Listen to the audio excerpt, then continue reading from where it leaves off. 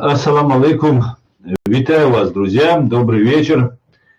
Сегодня у нас 16 января 2024 года, 19 часов 2 минуты. Извиняюсь за опоздание. Настраивал технику.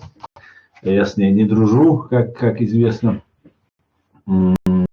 Стрим у нас сегодняшний обозначен как платформа открытого диалога информационно-аналитического центра Президиума правительства Чеченской Республики Ичкерия. Стрим сегодня 8, 19:00, 16 января. Называется, сегодня будет докладывать и выступать, мы сможем задавать вопросы Аят Идигров о развале СССР, создании Чеченской Республики Ичкерия и ситуации в чеченском зарубежье. Сегодня обсудим вот эти темы, поэтому, друзья, прошу вас распространить ссылку на наш стрим, что у нас он вещается непосредственно в телеграм-канале, и также мы дублируем у себя на тикток-канале Аслан Арцуев и на ютуб-канале Реалити Ахьяда пока, я так полагаю, еще нет. Так, Осман просит руку, поднимает руку. Так, Осман. Машвой, ассаламу алейкум. Тебе слово, Осман. Ты в эфире.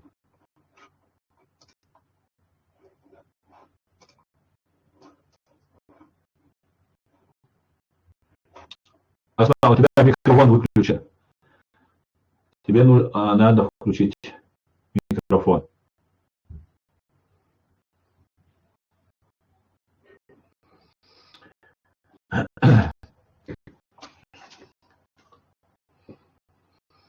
Сейчас Аят нам подключится. Я так полагаю.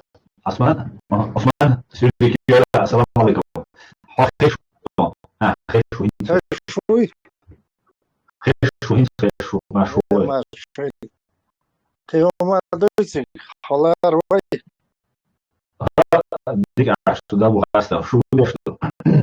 Нормально пока. Несколько дней уж хочешь пожениться. Ну, в любом случае, там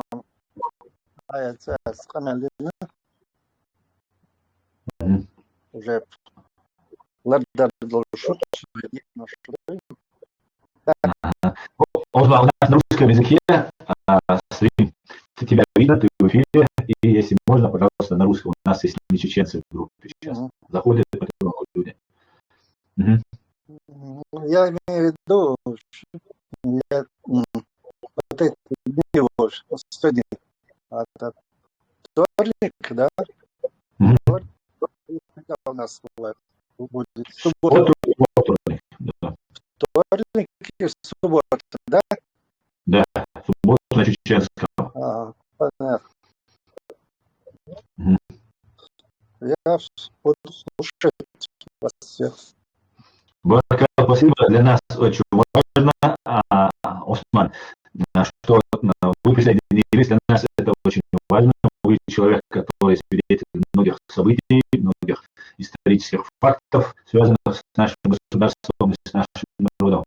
И для нас это очень ценно и важно.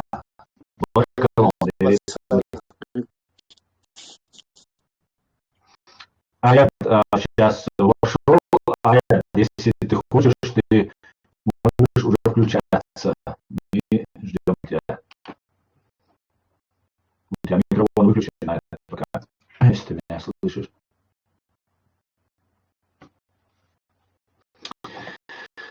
Так, я прошу всех, кто нас смотрит, распространяйте ссылку на наш стрим и задавайте ваши вопросы представителям Президиума правительства Чеченской Республики Ичкерия, так же, как и Ахьяду, вы можете Осману, мы его Осман называем, и задавать вопросы. Пожалуйста, друзья, пока я только включается. Как обычно, в YouTube у нас немного сбои идут. Друзья, Если что, запись будет выложена отдельно, и все будет сохранено, друзья. Вот то можно будет посмотреть. Кто хочет посмотреть без задержек, заходите в телеграм-канал, заходите, если кто хочет послушать, то можете зайти в ТикТок, без задержки смотреть, слушать. Если хотите непосредственно участвовать, заходите в телеграм-канал, ссылка указана, задавайте вопросы и давайте общаться.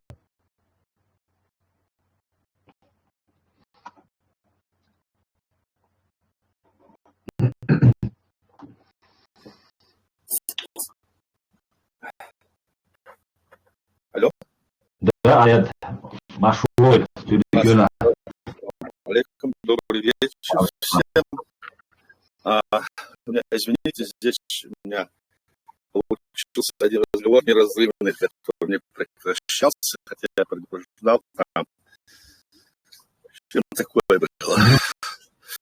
Ну да, так, я объявил название сегодняшнего нашего стрима, который будет, который называется «Развали СССР, создание Чеченской Республики Ичкерия и ситуация в чеченском зарубежье». И мы все ждем тебя, Аят. Тебе слово, пожалуйста. Можешь сразу приступать к делу, развале и начать говорить. Ну, как вы считаете? Ну, я готов говорить, но если кто-то из тех присутствующих хочет что-то сказать, мы их тоже послушаем, наверное. Есть такие. Вот Муса, я смотрю здесь. Так.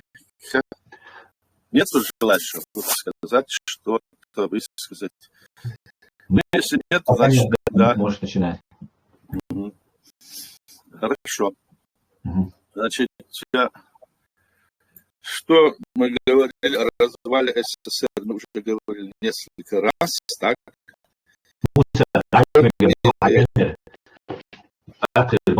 Если просто слушать тебя, что видно небо, камеру можешь выключить, так удобнее будет. Да. Да, слушаем вас.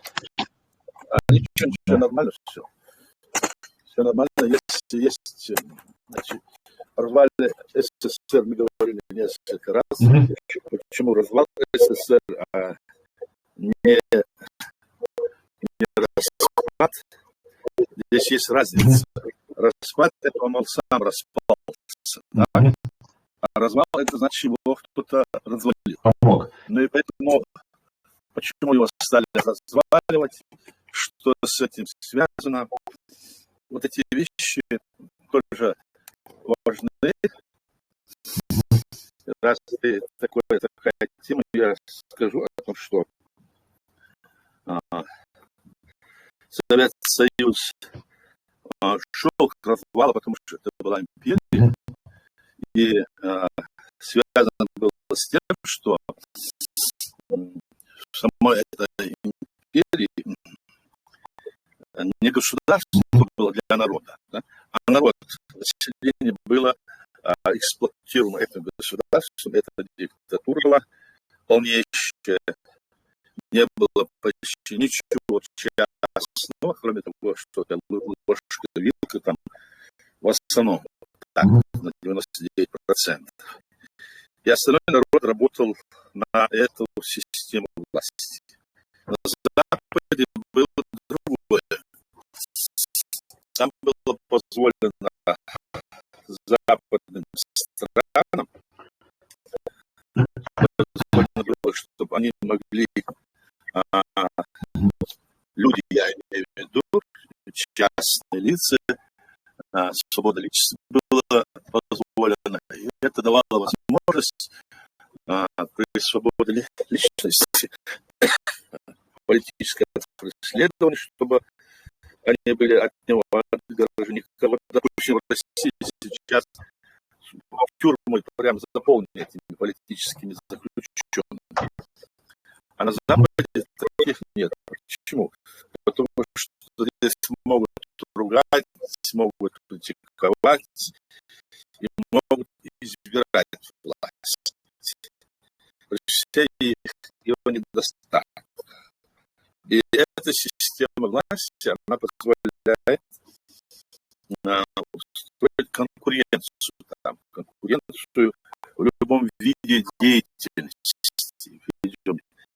А когда свободная конкуренция, то человек один, допустим, шьет сапог, а другой шьет еще лучше, дешевле.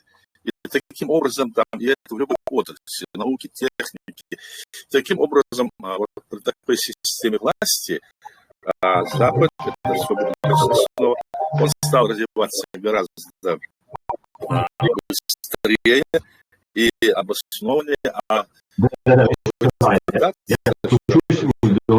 допустим, какое-то там бюро конструкции или какой-то завод, и на них, значит, делали там люди, что на них делалась такая установка, чтобы они придумали то или сделали то. И потом они шли на войну, там всех там идите, захватите, делайте, платите им за это, как сейчас. Когда к нам они ехали, с этой войны приходили и в Украине, и в Грузии, везде, там вот так. Поэтому развал Советского Союза не мог быть постоянным, то есть не мог не состояться, потому что именно в этом заключается причина развала и распада. Распад он должен был совершиться, потому что другие ведущие страны, которые во Второй мировой войне после окончания как бы, значит, были разрушены, большинство, они быстро восстановились, а эти страны, которые диктаторские, они оставались в том же ключе, оставались, и они постоянно готовились к войне. Готовили там оружие, танки, самолеты, все для войны только было направлено, чтобы сохранить эту власть, которая стоит во главе, скажем, этой империи. По тем временам. За счет чего СССР мог все закупать. А в тот момент, когда цены на эти, скажем, продукцию такую упали, то СССР уже не мог дальше эту страну, даже власть не могла содержать, и пошли большие шатания, не было питания, не было одежды, и все пошло вот в этом направлении, и это было начало развала, то есть распада СССР. Но этот распад СССР выхватил, как говорится, из рук Горбачева, который пытался там ввести изменения при стройке гласности и демократии, то есть на основе свободы личности, он стремился вот к этой линии, в направлении этого. Пытался действовать Горбачев. При всех его недостатках он в этом направлении пытался работать. Но они его тоже столкнули. То есть я имею в виду его окружение, само, которое вокруг Горбачева было, потому что они боялись потерять свою власть. Так? Ну и затем это перехватили, скажем, в основном перехватил этот Ельцин, который был председателем Верховного Совета, потом президентом РСФСР. И они его там столкнули и сказали, что давайте, значит, разойдемся, чтобы затем сойтись. Был такой лозунг. Но разойтись, почему надо было расходиться? Потому что Ельцин там претендовал на место Горбачева, но юридически он не мог стать этим президентом Советского Союза. А так он не мог юридически стать президентом, и другие республики, которые вышли в Советский Союз в 1991 году, а их было 32 республики, о котором все время Москва прячет, скрывает, не говорит, прячет все эти документы. Вот эти вот республики, они, значит, требовали, и ситуация была такая, что нужно было что-то делать, и они предложили, давайте разойдемся, чтобы затем сойтись. Но в то же время они очень хитрый прием придумали. Вот, допустим, первые 15 республик, которые были в Советском Союзе, потом их стало еще 20, в том числе Чеченская республика. Тогда была Чечено-Ингушская республика, потом она разделилась. Эти республики уже стали уже почти 2 года, эти республики имели статус союзных республик. Вот эти все, которые раньше были автономными в РСФСР и других республик. Они получили статус союзной республики. Это была политика, которую проводил по демократизации и изменению Горбачев. Значит, это было принято на уровне Верховного Совета Горбачева, как нужно по закону было все принято тогда. И вот, когда эти 32 республики, которые остались, я почему говорю остались, потому что 3 республики союзные, балтийские, Литва, Латвия, Эстония, Советский Союз, Горбачев признали независимым государством. Осталось 32 республики. Это очень важный момент, который нужен нам знать всем. И вот эти 32 республики, когда из Советского Союза развалили его, они вышли, они должны были наполнить свою, как сказать, ситуацию как государство, суверенное государство, то есть принять там свой там референдум провести, избрать власть в каждой республике, но потом, значит, они должны были обязательно определить тот путь, который они должны были избирать. А международное право позволяет, там написано, что любая там территория, которая выходит из другой страны, согласие должно быть обязательно этой страны. А тогда, почему они вышли из Советского Союза? Потому что тот, кто должен был дать согласие, СССР, власть, она сама исчезла. И поэтому эти все республики стали уже, значит, государствами. Но для этого нужно было наполнить, как говорится, их всю атрибутику, так, ну, то, что я сказал. И вот наша республика, Чеченская республика, она это из тех вот автономных республик, которые были раньше, она все эти процедуры провела еще будучи в составе СССР. Мы, значит, избрали власть, ну все, референдум, общенациональный съезд чеченского народа, потом все структуры власти, действовала территория была, действовала власть, во всех органах власти были. В общем, мы уже 2 с лишним года, почти, считайте, действовали наше государство.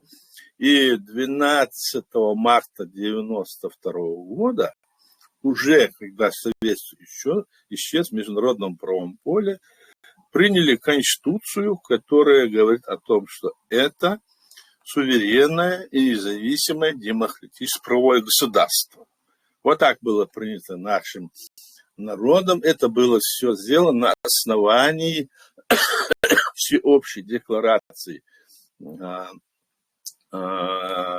всеобщей съезда чеченского народа, ее декларации, в которой было это все прописано.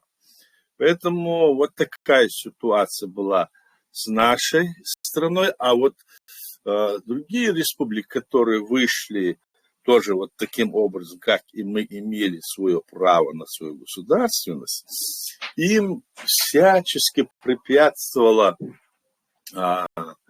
вот эта власть, скажем, мы сейчас говорим только о РСФСР, о России. За другие республики это можно тоже говорить, но здесь за это возьмемся, потому что мы находились тогда в таком состоянии.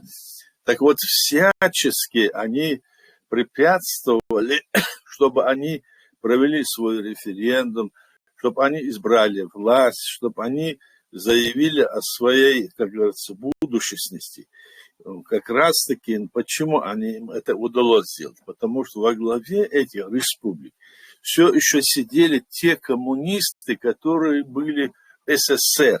Вот, к примеру, у нас в Чечено-Ингушской республике был глава там обком, то есть первый секретарь там был, КПСС был этот Завгаев, но его, как говорится, значит, сняли, потому что статус изменился, Верховный Совет отменил все это. И мы потом избрали эту власть, которую я говорю. Так была избрана власть, законная, легитимная. А вот другим республикам всячески вот им не удалось это сделать не потому, что они были слабы, а потому что вот такой вот наплыв был, вот такое вот давление было на эти республики. И еще эти бывшие коммунисты сидели еще во главе, и с ними, незаконно подписав так называемый федеративный договор, 31 марта 1992 года они заявили, что создают Российскую Федерацию России. Обратите, 31 марта 1992 года, а мы уже 12 марта приняли уже Конституцию, то есть еще до того, как Российская Федерация нынешняя вот формировалась, подписывала, так скажем, этот незаконно фиктивный договор, мы уже свое государство сделали. Вот отличаемся, чем мы от других, скажем, республик, которые были там в Советском Союзе. То есть, присуще то, что было у нас. И Советский Союз в итоге был развален. И, минутку, извините, сейчас, подождите.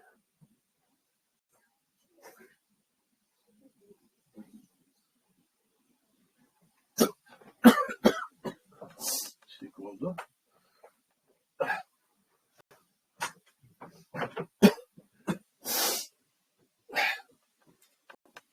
У меня здесь вышла небольшая незаминка. Ну и вот в итоге получилось так, как вот получилось. Вот после этого, когда вот Российская Федерация России, даже нельзя даже здесь говорить Российская Федерация России. Это или Российская Федерация, или это Россия. Это Российская Федерация, они так ее назвали. То есть они хотели обезличить федерацию, так, как будто они когда начинали. И в этом добавили слово «Россия». То есть это вот эти уловки, хитрости империи, это имперские такие закваски. Ну и после того, как они это сделали в марте 1992 года, считайте, уже где-то более 1,5 года не прошло, как они совершили снова, Ельцин совершил государственный переворот, расстрелял Верховный Совет, РСФСР захватил полностью власть, убрал все эти фактически договора, так, фиктивно они оставались, но потом они все это убрали, эти президенты разные убрали все. И, значит, получилось так, что они в эту свою новую конституцию, которую они незаконно приняли, так, после государственного переворота, они вписали Чеченскую Республику как часть России. Ну и после того, как это они сделали, мы через месяц, примерно 16 января 1994 года, мы сделали, переименовали нашу республику Чеченская Республика Ичкерия. И все документы, которые подписаны после 16 января 1994 года, я имею в виду межгосударственные или какие-то там другие вот эти все заявления, это все. Оно, если там записано Чеченская Республика, там русскими или нами подтверждено, это считается, что это как бы часть России. То есть они подводят дело к тому, что эта территория есть часть России. Мы должны после этой даты, 16 января 1994 года, все документы, которые должны подписать с нашей стороны, допустим, кто бы там ни был от государств власти, только должна быть Чеченская Республика Ичкерия, потому что так называется наша страна. Мы не можем подписывать официальные или какие-то документы, соглашения от названия другой страны, потому что мы изменили эту страну. И вот, подписав вот такое, то есть приняв вот такое решение, власть России потом планировала, значит, экспансию. Это было начало экспансии, когда они захватили все эти республики, подвели под себя, а потом они нашу туда вписали уже открыто, незаконно. То есть это была запланирована военная или политическая экспансия, и они потом пошли войной на Чеченскую Республику Ичкерия, и мы почти 10 с лишним лет открытое противостояние было, 5 агрессий было, из 4, которые наша страна, наш народ выдворил их миллионную армию, почти миллионную армию, выдворил с нашей территории, ну не миллион, где-то более, там около 500 тысяч войска были, которые на нашу территорию заходили.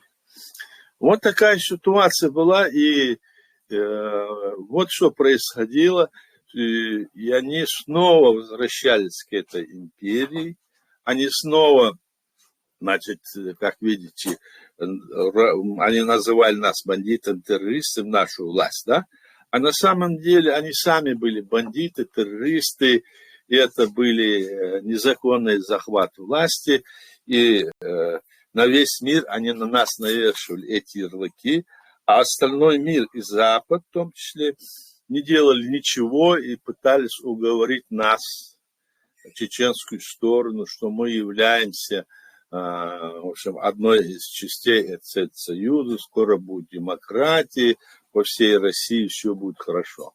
Но в конечном итоге, что получилось, никакой демократии там не могло быть, потому что во главе сидели эти диктаторы, которые сокрушались, как мы, мол, развалили Советский Союз, что это была ошибка. И это говорил, как вы знаете, их руководитель. Ну, в первую очередь, сам Путин все время говорил, вот это была большая ошибка, и готовились к этой войне. Вот это и есть продолжение экспансии на территории бывшего Советского Союза в целях захвата этих территорий снова и подведения под себя. Вот такая вот была процедура. Вот по поводу развала СССР, я думаю, вот так достаточно этого пока. Если вопрос есть, пожалуйста, много раз говорить. Баркал Аят, очень подробно, очень ясно. И 16 января, да, было 1994 года, Чеченская республика была переименована в Чеченскую республику Ичкерия. Да. Для того, я чтобы... еще добавлю одну вещь, да. Что это было сделано указом президента, так? Но так как любые решения, указ президента или о статусе, допустим, государственном, парламент должен был это подтвердить, он действовал до избрания второго парламента, он действовал и продолжал это действовать, и парламент второго созыва утвердил это решение. Это название. Президент название утвердил, второй парламент утвердил. Это разговоры там были, что это не было, утвердил. Да. Это делалось для того, чтобы избежать путаницы в том, что Россия незаконно внесла нашу Чеченскую республику в свою конституцию, и чтобы отличаться от их Чеченской республики, которая незаконно у них была вписана, мы добавили слово «Ичкерия», чтобы подчеркнуть нашу независимость и свободу, суверенитет. Да. Ага. И после этого, любые решения, которые принимаются, если... Алло, я не слышу. Алло. Да.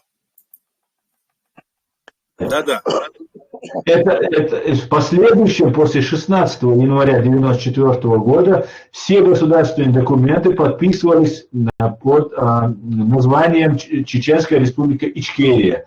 И если не писалось слово Ичкерия, то подразумевалось, что речь идет о части Российской Федерации чеченской, как русские. Именно так. Да. Любые документы, подпис нашей стороны, в которых записано, допустим, с Россией записано, что это Чеченская Республика, после 1994 года, который дату я назвал, все это считается, что как бы мы являемся частью России. Это в пользу Кремля, это подтверждение их незаконной действий и вписание нашей территории в свою часть.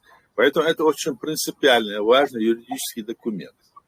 Да, вот это я хотел просто подчеркнуть. И здесь вопрос дополнительный. А это вот по слову Ичкерия, раз мы уже заговорили. Откуда появилось это слово Ичкерия? Что оно означает? Почему именно Ичкерия слово было принято? Ты знаешь историю этого? Одни говорят, что это там дагестанское слово, другие третье, четвертое. Но я знаю, о чем шла тогда. Там речь шла, потому что еще история еще со времен Лермонтова, там, Толстого, когда те войны еще шли, царской России, тогда всегда вот там были такие из гор Ичкерии далекой, это подразумевалось, под этим подразумевалась война, противостояние России, и это кавказское сопротивление, все. Вот что подразумевалось. А раз мы говорим Ичкерия, подспудно, подсознательно, речь шла о том, что мы говорим, что это Ичкерия или это Кавказ будет свободно в перспективе. И поэтому это слово было внесено туда, имелось. Там были разные варианты, но это было внесено, все согласились, потому что что там делать? Вот там у нас Чеченская Республика, Нохчичо говорят. А это получается Чеченская Республика, Чеченская Республика. Переводит там, понимаете? Да, да. Масло записано одно, потом масло, чтобы не было. Решили вот так вот сделать с прицелом на перспективу. Вот о чем шла там речь, насколько я знаю. Ну, хотя многие критикуют так или иначе. Для нас это было исторически, вот это имело значение. Потому что это там разыгрывается нашими разными деятелями, как будто бы это сейчас главный вопрос. Если нужно, мы в будущем, когда, значит, мы вернемся, мы можем изменить это. И другие, которые можем изменить. Это не столь важно. Мы это изменили по этой причине, которую я говорил. Понимаете? Да, подчеркнуть, что это свободное независимое государство. Да. Так, у кого есть еще вопросы? Здесь кто-то поднимал руку, но опустил ее. У вас есть возможность задать по этой теме желательно вопрос. Если нет, тогда я мог бы перейти к следующему нашему вопросу. Мне можно? Да, конечно, Осман, Машволь. Слушаем тебя. Да, есть вещи, которые, если свидетели, чтобы были, в общем, типа такого.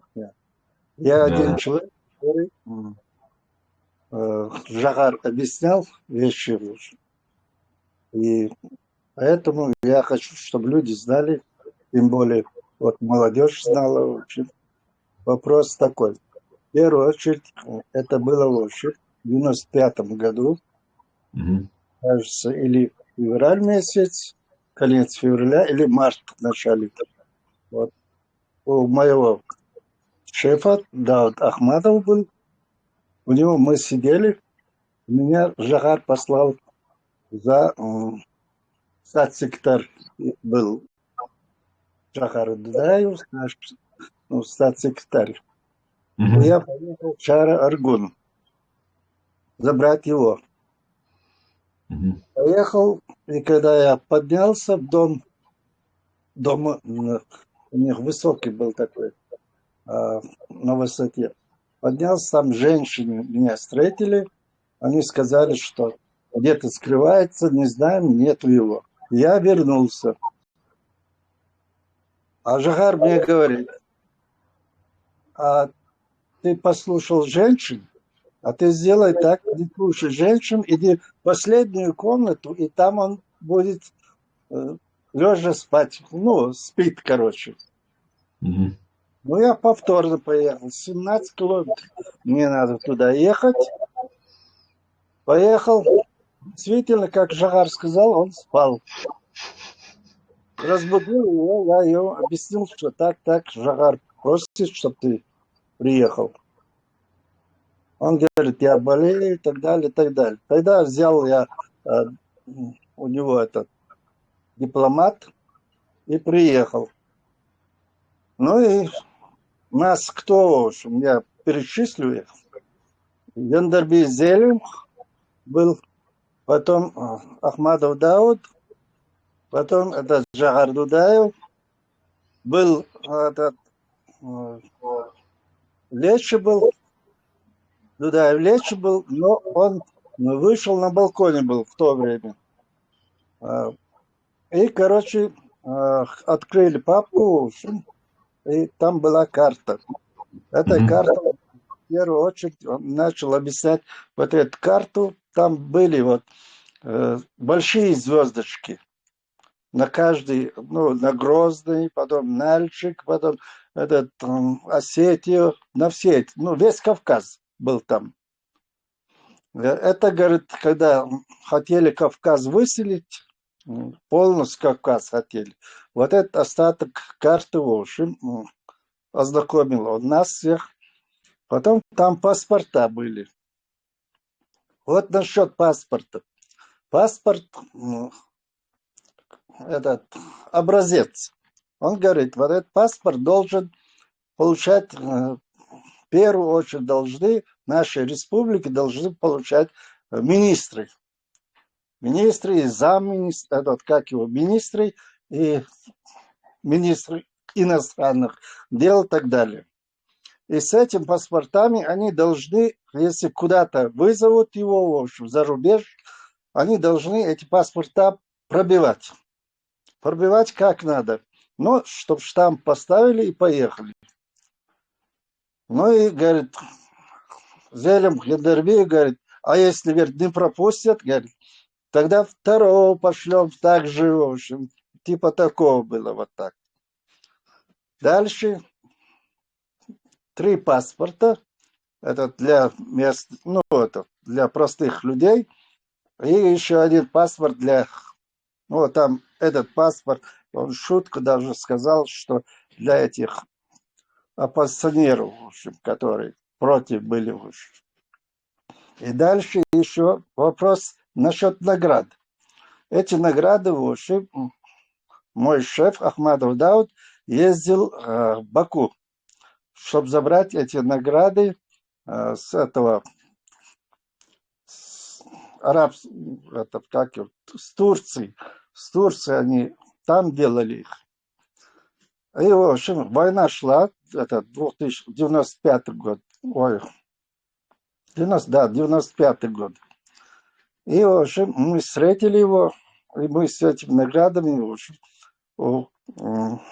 приехали. Ну, это, да, наверное, Жахар отдал, в этом были эти награды, ну, дипломатии. И он говорит, вот этот Common Sea, это дается для, опять же, для министров, которые отличились. В общем, министр сельского хозяйства, там урожай, там он сделал и так далее, огромные, ну, награды должны, в общем, за заслуги, короче. Вот так. И он говорит, что эти все награды, в общем, должны распределяться. Оман Си это только для этих министров. А Оман Турпал это само слово, чеченское слово, они сами говорили, чеченское слово. Оман Турпал это у нас с предков идет Турпалхо. Типа такого.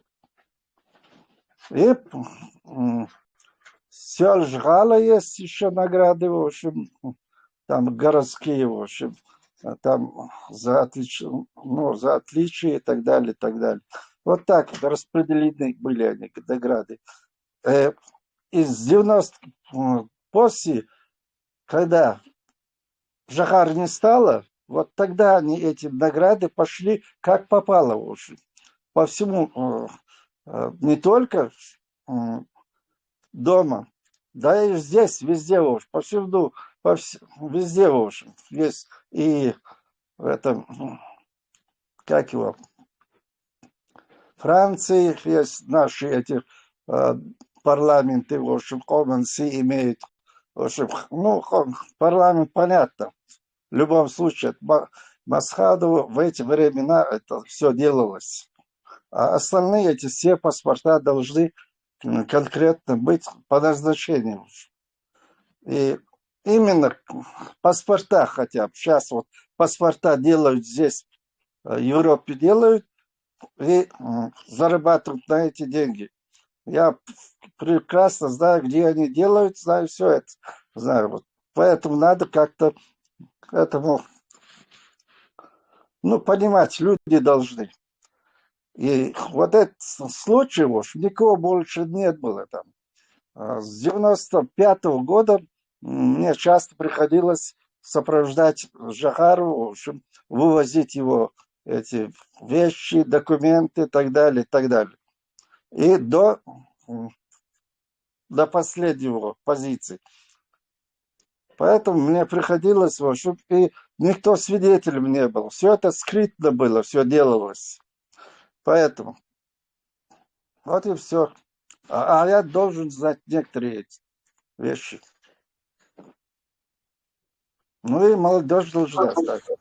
Баркал, Осман, Муса, Дейрес, это очень важно, эти вещи, их нужно часто говорить, чаще говорить, чтобы наша молодежь знала, что как было, потому что многие как будто делают вид, ну или об этом если не говорят, то складывается впечатление, что как будто всего этого не было, что были какие-то бандиты, которых самый честный Путин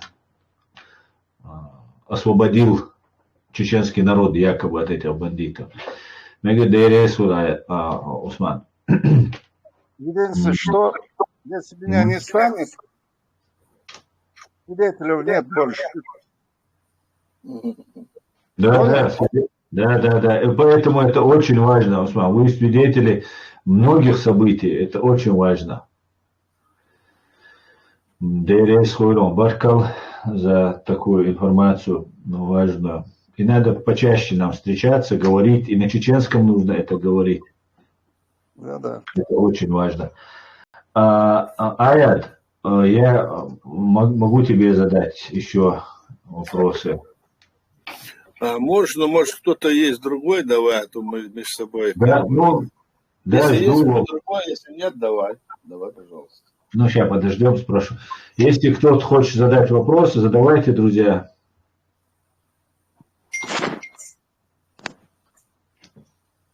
Так, Хали Гали поднимает руку, и я ему предоставлю слово. Хали Гали, вам слово.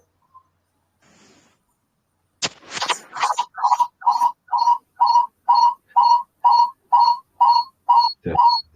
Хали Гали, у кого это микрофон? Микрофон. Да. Ассаламу алейкум. Валейкум салам.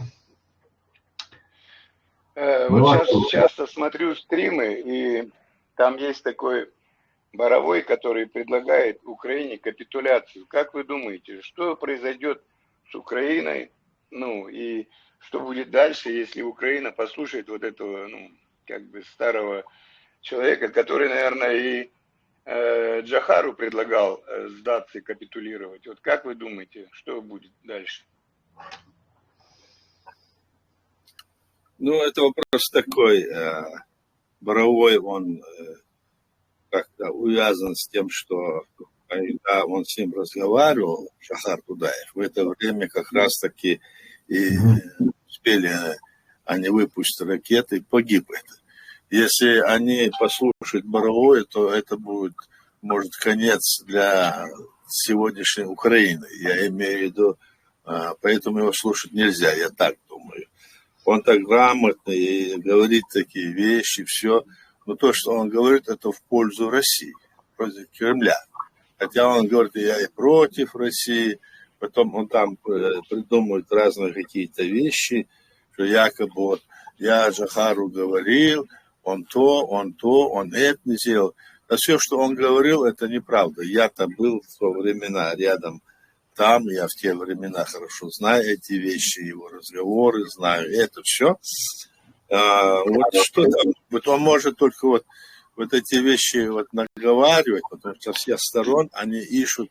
Сегодня они вот эти все либеральные деятели, которые вышли, там русские, там, он и другие на Западе, их много сейчас, они выехали, и себя изображают, что они такие противники Путина. Да, они противники Путина, но они только противники лично Путина, чтобы его смести и на его место сесть.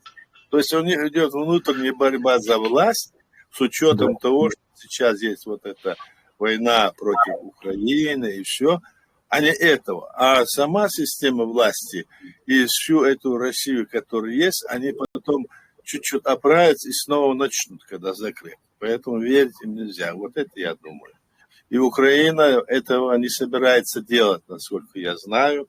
Ситуация совсем очень другая, хотя там пропаганда идет российская. Вот и все. Да, конечно, полностью согласен. А еще меня пугает тот вариант, что капитуляция нужна для того, чтобы вот, например, как в Крыму, Путин захватил Крым, а потом с Украиной у них пошел договорняк, торговые отношения, еще какое-то, и войны не было. И Трамп не мог повлиять на Россию, как бы уйти, убраться оттуда с войсками. А теперь они думают, что если Трамп придет, то им будет, ну, как бы капец, и поэтому хотят перемирия, чтобы Трамп не мог вмешаться, я думаю, вот это они хотят. Ну, скорее всего, да. Да, скорее всего, это так и есть. Здесь Выключайте микрофоны, пожалуйста, кто не разговаривает. Ага. Такая ситуация.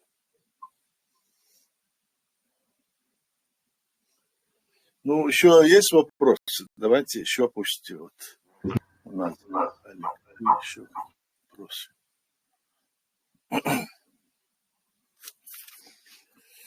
Или у нас здесь только слушают? Ну, я думаю, что они просто хотят информации. Если есть какой-то вопрос, задавайте, и тогда... А можно спросить, а вот как относиться, например, к мечети Кадырова в Израиле? И как с Израилем вот этот вопрос решать? Ведь там же практически оттуда могут быть подкопы, если так, ну, взять и шутить. Ну, Израиль, это вопрос такой, мы там сделали специальное заявление от имени нашей власти, президиума, что надо здесь понять одну такую вот ситуацию, которую мы имели вот в отношении этой власти Хамас, которая была вот в Палестине, вот палестинская, этот район Израиля, то есть, скажем, но имеется в виду вот эти территории, где вот эти палестинцы, как говорят, живут, то вот эти палестинцы каждый раз, когда у нас вот на нас были нападения, нас там убивали, они приезжали в Москву, вы, наверное, все знаете, и там открыто выступали в пользу, значит, Кремля и поддерживали против нас Кремль, когда нас, мусульман, допустим, наши люди, да, они убивали. Они были нашими открытыми врагами. И говорить, что они сейчас вот пошли и вот так вот, значит, начали на Израиль напали, потому что надо Израиль там добить и все такое. Но это было нереально, вот что я хочу сказать. Это была с их стороны просто провокация. Использовать этот момент, и эта провокация была нужна кому? Только Кремлю в первую очередь. А им самим, они теперь вот что сделали такую провокацию, и, естественно, Израиль будет действовать, у них мощная армия, у них все это. Так надо хотя бы подготовиться было бы к нему и решать вопрос на уровне, другом уровне. Сколько вот арабских стран в мире, посмотрите, сколько много арабских стран мусульманских, и почему они не поддержат их, они взаимно друг с другом там рядом которых находится этот Аббас и другие, Саудовская Аравия, и другие. Почти все эти страны, вот арабские, против этого Хамаса. Почему? Поэтому мы должны быть там очень осторожны. Тем более, что они нас вот так вот, значит, всегда сдавали Кремлю, империи. То есть мы потеряли столько людей, 250 тысяч населения, убивали нас, как, говорится, как резали, как, я не знаю, как приходили, убивали, расстреливали, все. И они, говорят, вот приезжали в Москву, там красовались, это, говорят, внутреннее дело России, они должны и это делать. Поэтому наше отношение такое, что они там делают, чем занимаются, мы в этом деле должны разобраться только в первую очередь. Мы должны свой вопрос смотреть. Но по большому счету мы находимся сейчас в той ситуации, когда мы какую-то глупость, чтобы не совершили. Знаете, где-то там, в каком плане? Они против нас все время выступали, а мы их будем защищать. Нет. Почему они? Как раз таки нам нужна была победа Украины. Они взяли сейчас, отвлекли внимание, в тень как бы постарались в вопрос Украины и России, войну, чтобы их выдворили, Россию, в тень, чтобы вогнать это. Уменьшили, говорят, возможность финансирования и помощи Украине и начали вот это все на весь мир. Да что они уже сколько лет, там уже 70-80 лет воюют, к примеру, я говорю, да? Не 80, а 75 так лет, да? И вот такая ситуация. Почему они это делали? Если они были бы действительно против, скажем, были бы действительно мусульманами по-настоящему, как сказано в религии, что они должны друг другу помогать и все. Нам они не помогали, а были против нас. Сейчас не только они, но и другие страны исламские. Все там руководители, которые сидели в исламских государствах, начиная от Марокко по Северной Африке и дальше, все они были на стороне Кремля. Вот лично я встречался с их этим генеральным секретарем Организации исламских государств. Он был из Пакистана, звали его Мунирка, я помню хорошо это. И он, когда я ему сказал, что вот наша страна, наш народ отгибнет и все такое, он ничего не стесняясь, прям там этого он не было. Говорит, мы, говорит, имеем свои проблемы, у нас большие проблемы, говорит, у организации исламских государств. Почему вы свое государство, говорит, это не создали? Вот создать свое государство, тогда мы посмотрим, что можно сделать, включим вас в нашу организацию. Ну вот это братство, вот это религиозное, вот это, понимаешь, они между собой даже не могут договориться, понимаешь? Вот в чем дело. Баркал, все, я закончил. Баркал, я перерисую. Можно добавить? Да, конечно, Усман, слушаем тебя. Когда государства, которые арабские все государства оказывали в Палестине помощь. Все эти деньги, в общем, Хамас скрывал и строил подземные базы, в общем. Это везде уже говорится, в общем, вот эти подземные базы, в общем, даже в квартирах не будет до того обделанные, в общем. И там эти воинские части и так далее, подземные. Это даже интересно, даже было, в общем, многие говорили об этом. Так что вместо того, деньги посылать палестинцам, Хамас их использовал для своих целей. Да, но в то же время я тоже добавил... Странно, что они напали не вовремя, то есть не докопали до конца. Да, я говорю, что добавил бы еще... Вот посмотрите, теперь палестинцы, мирные там жители, мирные, они, женщины, дети, они гибнут. Эти стремятся, значит, освободить своих заложников, Израиль, и говорят, отдайте этих заложников и, мол, сделайте, значит, демилитаризованную зону, чтобы вы не воевали. И все. А те не отдают этих заложников им. Они захватили тогда, сколько людей увели. А сейчас простой мирный народ гибнет, А эти их лидеры, которые там вот это заявляют, то они там, кто в Катаре, кто в других местах по миру живут, и там делают громкие заявления. Что это такое? Разве можно так вот себя вести? Мы, конечно, против того, чтобы так вот этих людей мирных убивали. Мы очень даже против. И вот эта вот ситуация, она такая неоднозначная. Знаете? Вот мы совершенно не можем поддерживать вот такое вот открытое убийство просто мирных людей, если оно происходит, потому что показывают по телевизору, везде мы видим это. Но Питтен-Тестер будет, провокатором является вот эта организация Хамас, которая была против нас. Вот такая ситуация. Понимаете? И что из Муса, да? Ну, Да. они же начали войну-то. Да, они начали, да. Есть еще другие вопросы, Аслан? Да, слушаю вас. Есть у кого-нибудь еще вопросы? Пока нет, Аят. Я слежу, наблюдаю, пока нет. Да, ну хорошо.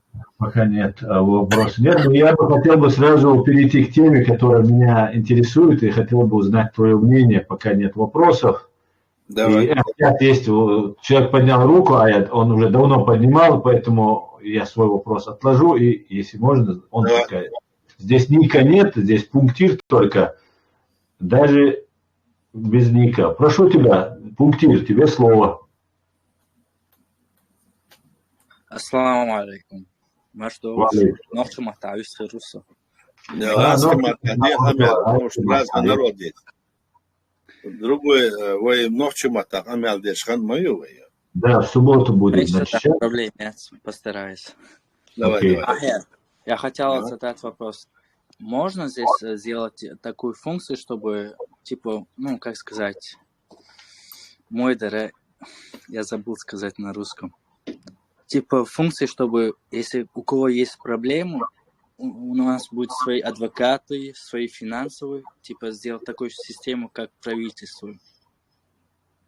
Здесь, знаешь, здесь вот в чем. Дело в том, что наша главная задача состоит в том, чтобы работать над деоккупацией нашей страны, так? А во многих странах есть вот специальные службы в каждой стране. Видите? Так-то можно где-то собирать деньги, можно собирать какие-то помощи, мы делаем это.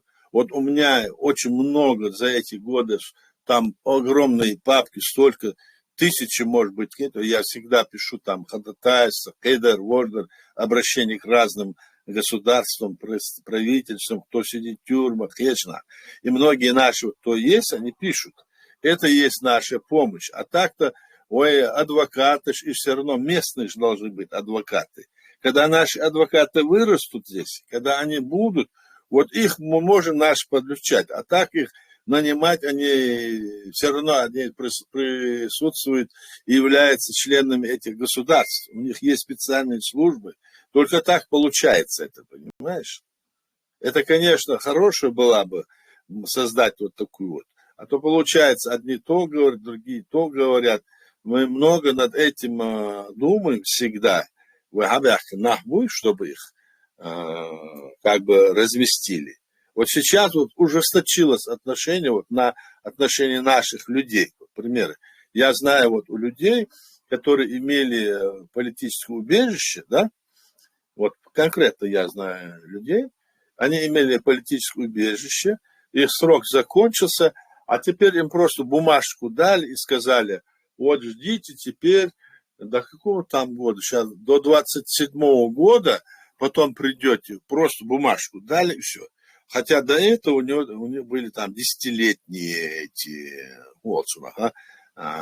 картсижуры, вот так называемые. То есть документ о политическом убежище. А теперь просто бумажку дали, на которой, если что, ты теперь с этим листом должен ходить.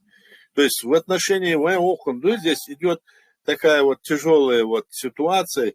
Беженцы, особенно, скажем, которые в последнее время где-то в чем-то, скажем, с их стороны что-то не понравилось, и давление, и положение, мы чувствуем это, да, ты прав.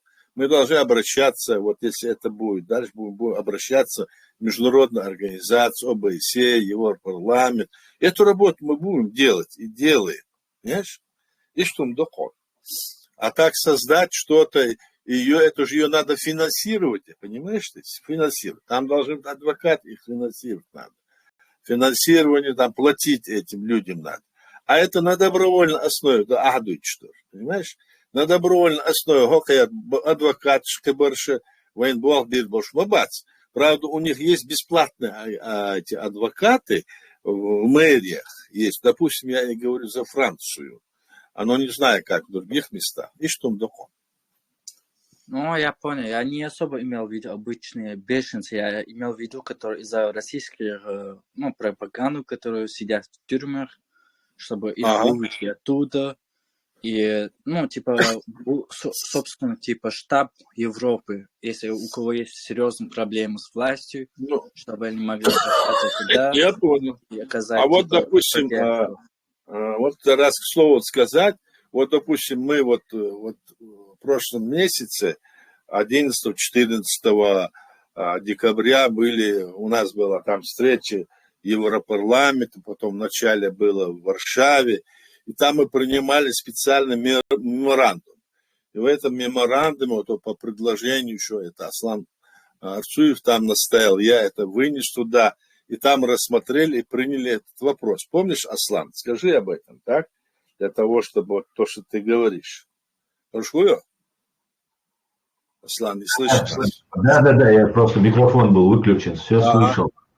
Ну вот ты скажи, вот помнишь, говорил, и внесли мы туда, и Европарламент, все когда утверждали, обсуждали этот вопрос, и приняли. Это вот, что там было написано, что лица. Да, это было связано в первую очередь с теми лицами, которые незаконно Россией помещаются, подаются в розыск по красным вот этим. Да, преследование, все такое, да. Да, по линии Интерпола, так называемой красной карточки. Наш президиум этим занимался. На самый верх это было поднято. После этого Интерпол отреагировал на это, сказал, что у них очень много таких вещей, что мы дали понять и на это отреагировали. От Бога, вот то, что вот этот парень сейчас говорит, это очень хорошая идея, но она связана с нами, с тобой. Это мы с тобой должны делать, общественники это должны делать. Вот у меня правозащитная организация. Я, например, пишу каждый день документы, пишу людям, разговариваю, слушаю людей, там их проблемы, советую что-то. Но я, например, ограничен в финансах, например, да, я ограничен во многом чем. И вот мы все здесь должны создать вот гражданское общество, которое будет управляться, координироваться нашим правительством, нашим президиумом. А мы все должны, мы с тобой должны работать на это. Функция правительства – представлять нас как народ и государство. А наша с вами функция делать друг другу, помогать друг другу. Но для того, чтобы и президиум, и правительство имели политическую волю, политические возможности, точнее, чтобы могли они как-то нам помогать, для этого наш президиум, наше правительство должно быть признано другими государствами и в первую очередь нами.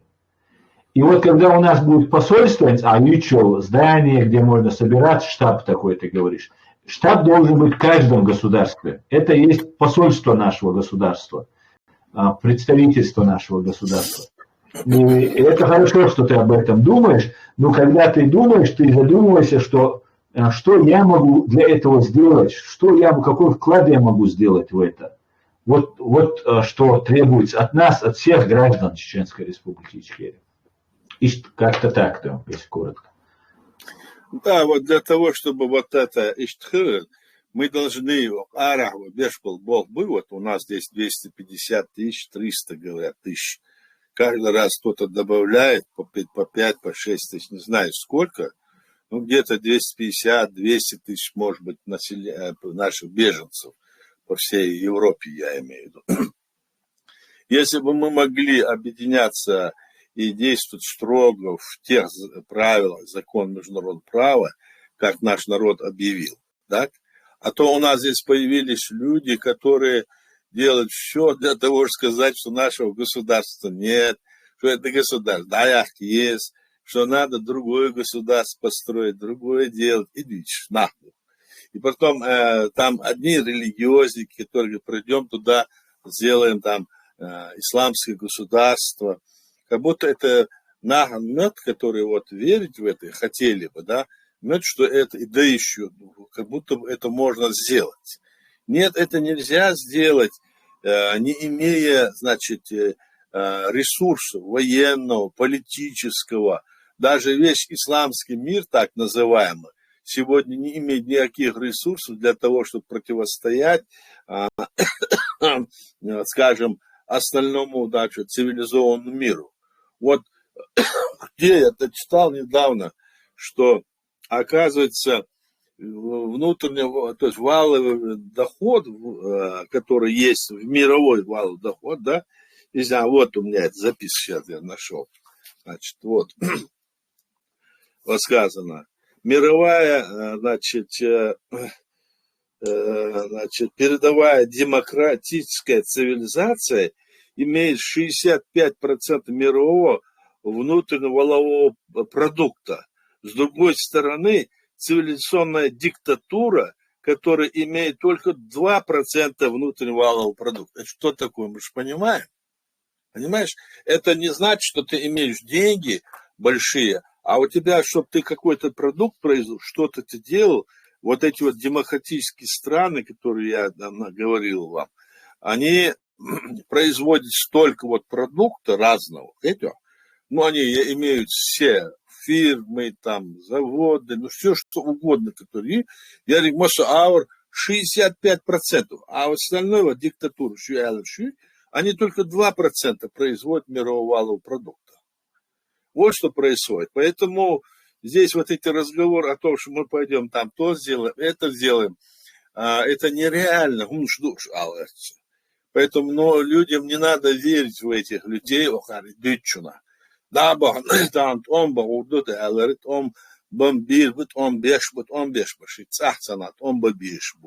Но нужно ли таким путем ехать на халахбойш?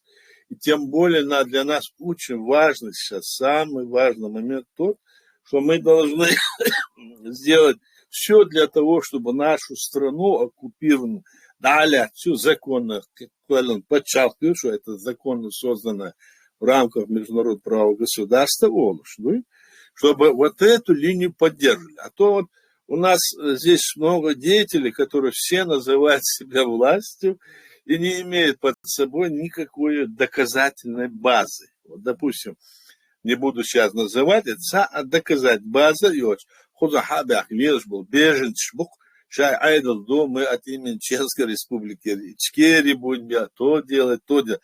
Кто им это право давал?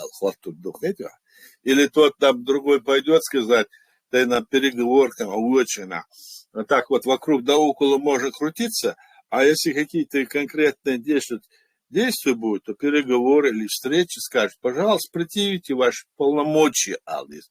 А Бог увел по-честски. У них нету этого. И дочь Болнах отрицает нашу легитимную власть в виде президиума правительства. Все, что у нас делается в этом направлении, мы делаем строго в рамках международного права. То есть нам нужно объединяться вот в этом направлении и поддерживать нашу легитимную власть. И на этой основе как вот Украина признала нас, так же, чтобы нас и другие страны признали. А это все идет от своего моста в Кремль через их агентов влияния Лила Шумшдуш. Поэтому мы должны понимать это, по крайней мере, не поддаваться этому влиянию. И ты должен дать в этой ситуации хулил, дать. Не может быть это, потому что это нереально сейчас. Мы видим, какая сейчас техника, какие войны идут, как это делается. И все это выехал ежду. Потом на территории Джимью выехал, кажется, малочисленный Дупака. Когда еще в 700 году на нас шел Петр I со своей армией, в 700 году, третья Дармецус, то нас было тогда, по всем расчетам, 2 миллиона человек. 2 миллиона человек. И посмотрите, 700, за 3-4 века мы снова нас доводили до 120 тысяч населения. От 6 раз наш народ ссылали. 6 раз. И вот вся наша история очень сильно скрыта. Леченевая история. Потому что вот мы единственное, впервые в соответствии с международным правом подчеркиваю, от него отказаться до действия лилаш буршу, вы мостов чуна пойдят, да, даться лилуш. Это мы должны понимать. И должны обращаться, объединяться вокруг той линии, которую избрал наш народ в 90-м году на своем общенациональном съезде, декларации и конституции нашего государства. Даже России, раньше их мы создали свое государство. А в мире, вот вы говорите, там маленькая территория Олвы. А мы должны понимать, что в мире из 200 с лишним государств 45 государств есть в мире, 45 членов Организации Объединенных Наций, и которые по территории меньше нашей, и по количеству населения меньше нашей. 45 я считал. Представляете? Вот такая ситуация, как будто бы это такое. Мы должны стараться это сделать и развиваться. Надежду душ. А не упиваться хотя радостными там визгами для того, чтобы вот это придет, с неба упадет. Нет, ничего не упадет. Мы должны реально это смотреть. Паркоши. Ты здесь прав. Это нелегко тоже. Есть очень много работы, которую сделать. Да. Второй вопрос. Аслан. Владу, вопрос. Могу, я диглу вопрос. Его, у меня завтра ты сможешь, послезавтра сможешь задать мне. Если Аяду есть, задавай. Нет, если то ты у нас давно руку поднял, сидит. Хорошо, без проблем. Мегерду. Хана и хаттер дуахадик. Так, тебе слово, ты. Человек с ником ты. Ассаламу алейкум. Настага. Ва алейкум ассалам. وعليكم السلام. Аяд, تميلانيشنا نوخشيو. Аяд حق خطر درسه والله تحنسو وقوة تحنسيت قيش واتشون سو تعامل داتشون سين خيطة على المقدرية. Ага, раскомата Аллах сегодня раскомат бош буквы нах. А вы что ночью мотат раскомата мою передачи, поэтому сделай.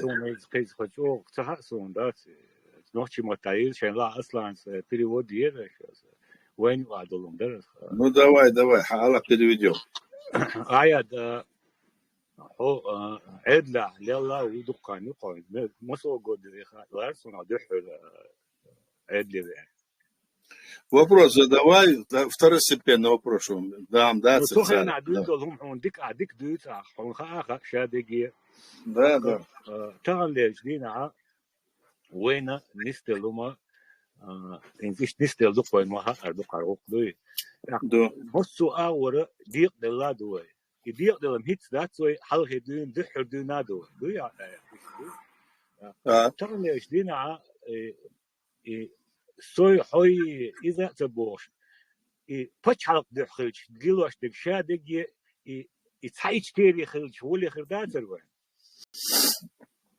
إذا سخطت. Вот, Тамерлан, вот я перевод сделаю коротко, потому что здесь есть люди. Если мы объединились, было бы лучше. Почему каждый, я, ты, другой, почему мы разделились? Я здесь рассказывал, Тамерлан, что объединиться с теми лицами, людьми, беженцами, которые приехали сюда и из себя изображают, допустим, легитимную власть. Легитимно это значит народом избранная власть, и законно избранная законная власть. И по решению нашего народа общенационального съезда. Если на этой линии кто стоит, с ними мы должны объединиться вокруг этой линии. Линия объединения то сегодня у нас по Конституции и решение нашего, общенациональный съезд деклараций, которая соответствует международному праву. Поэтому мы говорим, мы как будем действовать? Мы должны действовать в мире так, чтобы все наши действия были близки, ну, по крайней мере, все невозможно, очень близки к тому, что вот принято на международном уровне, современное международное право, устав ООН, КДР. Оттуда идет, значит, наша декларация, оттуда идет наша конституция, оттуда идут все те выгодные для нашего народа условия. А с кем мы можем объединиться, если у нас записано в нашей конституции и в нашей, скажем, в законе записано, что во время, значит, оккупации территории нашей страны или ее части, та власть, которая была избрана ныне, то есть тогда, только эта власть остается до изгнания оккупанта. Никакие выборы, никакие другие, значит, назначения, кроме этой власти, другие не делаются. И из них только те, кто не предал нашу основу, не перешел на сторону врага и не выступил против нашей конституции и решений нашего народа. Иду. А что объединиться, давай объединить на этой основе, когда мы говорим, Тамерлан, всегда мы говорим это, я говорю, когда мы говорим, то эти люди, которые столько натворили, да, наговорили, я могу тебе на память даже перечислить, если ты с ним, Тамерлан, соглашаешься, то ты становишься с ними вместе, то есть вот, ты как бы, значит, юртер захумалачин гучуал стагвой цер божли чубан ятлачин стаг масарно озавуш. Цунисти вел окан давует шот юрта эрдокон идо даванул Махмуд цер ятлачин а цунисти вел Ахмад тоже исану эрдо цунисти воля. Мы не можем такие вещи говорить, особенно на международной арене, понимаешь? То есть мы должны держаться на той линии, основе, которая есть. Около Акана Лили Нунуша, она Тамерлан Хушхольча, Аздокуз Яздин Ала Эл Цна Лилум. Они сейчас Лилунчул Эхл Бизнш. Они должны сознать свои ошибки. Согласен? И вернуться в конституционное поле. Они не хотят возвращаться в конституционное поле. Они хотят тебя и меня затащить в свое вот это предательское болото. Вот в чем вопрос. А которые приехали сюда разные беженцы, все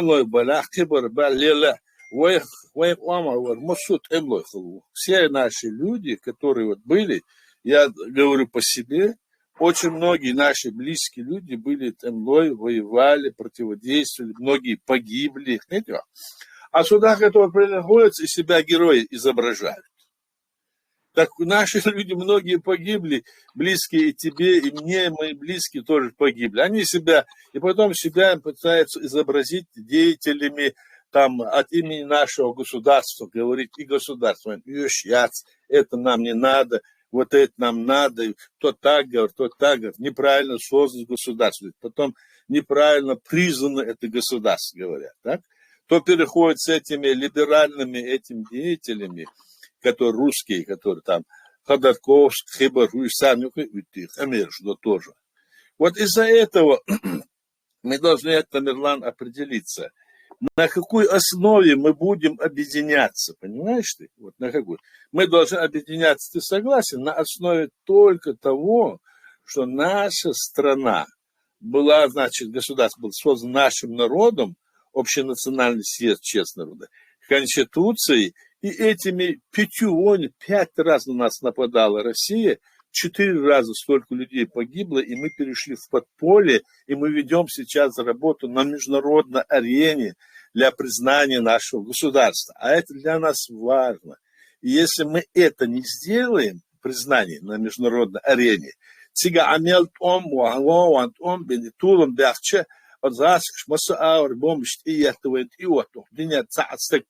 потому что они нас снова обзовут террористами, бандитом. Мы должны держаться этой платформы единственной правильной, وين بيدح دردوي دديزوي إشتم دخون تمرلا آیا در نیست با عباشن سمسو من ریز اسفون باغنا چه از فتوان بنومات بحثو تیر ارو قشدو نتعام دو تأوير شوات سميل دولم بعد قندو مش تعرف وقص خدا سقير شو بدون شيء إنس ويل حلقة ما بيو أربع ناق تور تعب بس مسجرة إيش خدا ويسن خير صدا خدا ولن خير ياق شن بار ياق إيش да المدن демократиялись да давайте вот нас Украина признала видишь теперь надо чтобы другие признали вот над этим надо работать а Куара и Болцебы не дают нам этот вопрос решать войну питам тыш да са вож из вождуч из до вождаться на этой основе утенца авац вот есть легитимная власть есть документы есть принятые постановление парламента, президента, все это есть, они это не признают. Это нет, але кто их подпитывает, кто им помогает? Вот в чем вопрос. Мы должны объединиться сами по этому, Алла. И опубликовать, да еще что. Ну, Тамерлан, знаешь, в чем дело? И Керчу 100 раз опубликовать, как я не читал. Он Сагина, он как говорится, одевится, уже есть. Давай на связь выйди. Ты выйди на связь, Тамерлан, да? Аслан, сможем мы его вытащить на связь? И мы ему Мосу Керчь покажем. Да, конечно, все имеется и на сайте правительства, президиума. Это не мы, это... Давай это скинь Аслану этот номер телефон, мы поговорим. У нас, притом, Тамерлан, и притом эти документы, которые мы говорим, да, Куарца, принимал не ты, не я, никто, это они сами принимали, сами. Сейчас принимать полностью пользу Кремля, я почалком делал принять, а куда деться? Понимаешь ты? Документы все есть. Асланца связи Валхажата. Потом мы... Дигду, давай. Вы контакт Ирион Тамерлан, о связи Вальчане, Аядец. Он надеется, хуй. Давай. Микрофон шо, даешь он просто шум, что лишний ног, целый-то, и что даешь он хибанду, что муся, а сайнек, и что ей нам пока, смотри. Так, есть еще вопросы, друзья? Задавайте вопросы. Аят Дидигов, Осман Баматгириев, вы можете задавать вопросы нашим представителям. Я хочу сказать, Аслан Бяхмабила, что я как-то разговаривал с Аллой Дудаевой, да? Я ей тоже приглашение прислал. Она извинялась, и поэтому я задержался. И у ней там были какие-то там гости, так? И потом эта одна из женщин там резко заболела, там что-то, там больница. И в следующий раз она будет вместе с нами, просто наболела, что я хочу сказать. Потому она не смогла, и я немножко задержался тоже. Мы сделаем это, да, как надо потом. Если есть вопросы, давайте, пожалуйста, давайте. Так, есть вопросы, друзья? Задавайте вопросы, не стесняйтесь. Так, Халид поднимает руку. Слово Халиду.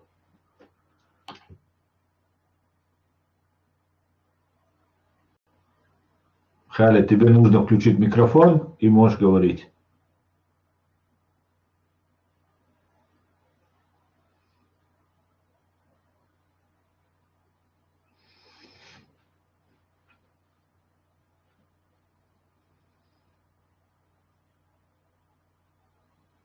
Алло.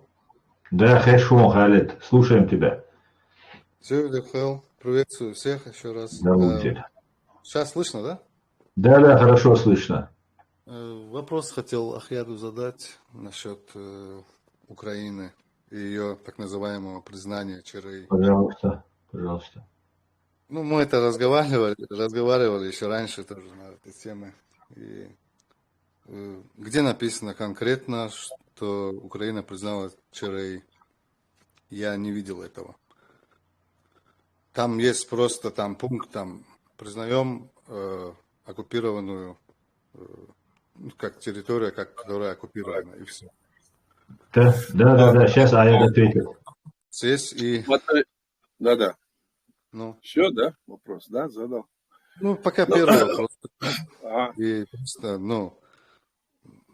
я Второй тоже много тоже. читал, смотрел, там нигде не написано, мы признаем Чеченскую республику Ичкерия как независимое государство. Такого нигде нет. Это просто то, что я, как я понял, они просто осторожно, чтобы и перед Россией там как бы вот так аккуратно, типа, признаем оккупированную территорию. Как это? Я не понимаю такого термина вообще. Это что-то терминологическое, какой-то код терминологический какой-то, чтобы и нас не обидеть, и перед Россией как бы немножко. Ну хорошо, Халид. Когда это было... Я хочу услышать ответ, да, слушай, да. Значит, дело в том, что когда мы занимались этим вопросом в 22 году, еще с мая месяца, с известными украинскими политиками, их там деятелей, которые были вокруг там этой власти, то там постоянно шли разговоры, некоторые там люди поднимали вопрос о признании нашего государства, так? Вот там несколько человек, один даже подпись собирал, там надо было какое-то количество подписей собрать, другой там Головенко, Черных был, у них такой крикун есть, такой депутат. Он там, Гончаренко, кажется, да? Он там заявлял, вот, надо признать Чеченскую республику. Эти люди были кто? Это были люди, которые были за фракцией Порошенко, который был, они называют его Порох, так? И в Раде, Государственной Раде, да, Верховной Раде Украины, их там где-то 20 человек, они говорят, всего. И когда они будут это подавать вопрос о нас, просто это популистские разговоры, никогда вот эта Рада, в которой в основном там фракция президентская, которая был президент, его фракция, так, их там подавляющее большинство, и по их клику там никаких признаний не будет. Мы это дело обсуждали, я просто рассказываю. Я рассказывал другим это. И вот в этом активно участвовала с нашей стороны Алла Дудаева, там еще.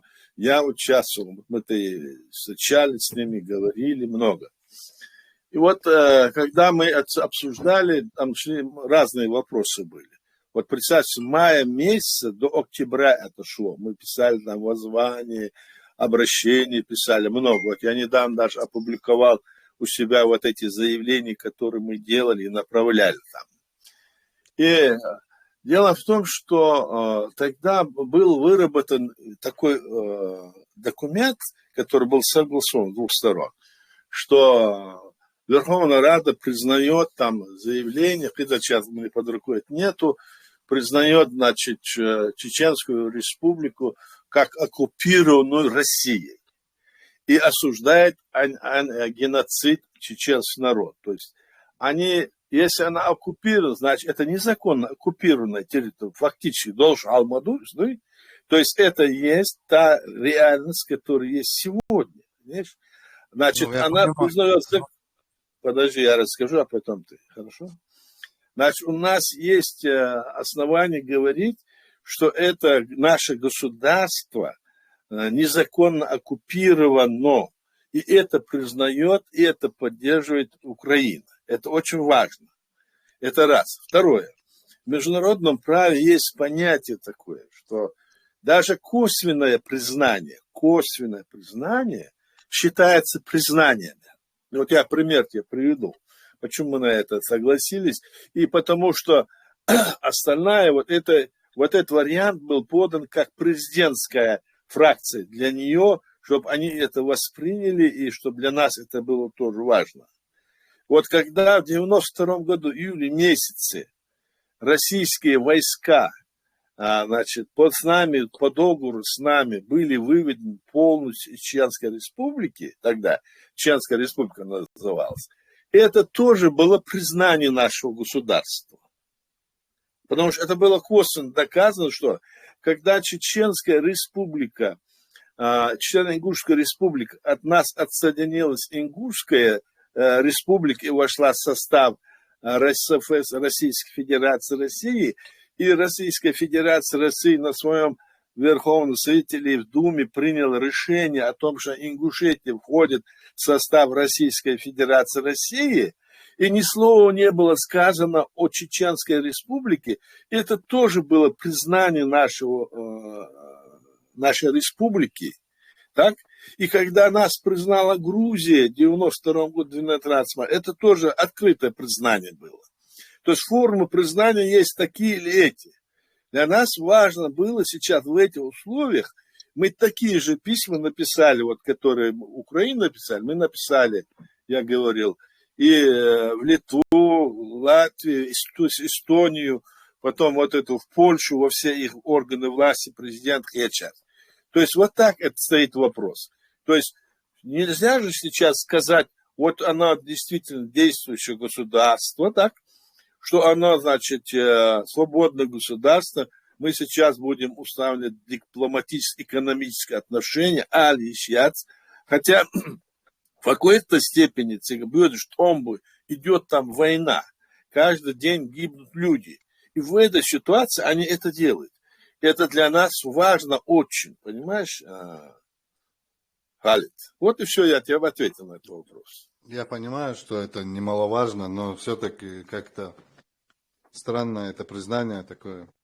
И оно это сделано... не странное признание, для тебя кажется странным, на самом деле это очень важно. Видишь, что не странно. Это раньше такое признание, когда еще не было войны, например. А это просто, ну, хоть так вот, хоть за это спасибо. Вот ты не умаляй то, что сейчас они делают. Умоляю, они не тети, никто здесь нам никогда в жизни не поможет, и не Америка, не Запад. Ты мне скажи, ты где был, когда мы вот в Варшаве, там были, где ты был? Почему не пришел?